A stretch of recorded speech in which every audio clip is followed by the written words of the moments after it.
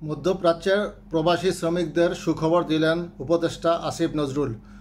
মধ্যপ্রাচ্যের বাংলাদেশি প্রবাসী শ্রমিকদের জন্য সুখবর দিলেন প্রবাসী কল্যাণ ও বৈদেশিক কর্মসংস্থান উপদেষ্টা ডক্টর আসিফ নজরুল। তিনি জানিয়েছেন, মধ্যপ্রাচ্যে বাংলাদেশি যেসব শ্রমিক রয়েছেন তাদের জন্য আগামী 2 সপ্তাহের মধ্যেই বিমানবন্দরে বিশেষ লাউঞ্জের ব্যবস্থা করা হবে।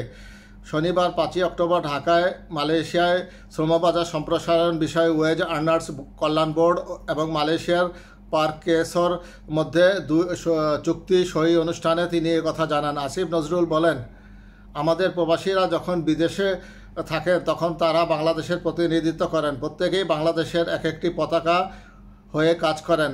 তাদের যথাযথ মূল্যায়ন, প্রবাসী কর্মী ও তাদের পরিবারের কল্যাণমূলক সুরক্ষা নিশ্চিত করা আমাদের একান্ত কর্তব্য।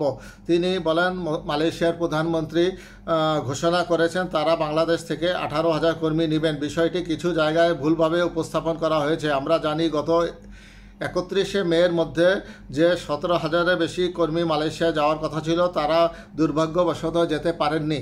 মালয়েশিয়া সরকার তাদের যাওয়ার ব্যবস্থা করেছেন, প্রতিশ্রুতি দিয়েছেন তারা এটা যত দ্রুত সম্ভব কার্যকর করার চেষ্টা করবে।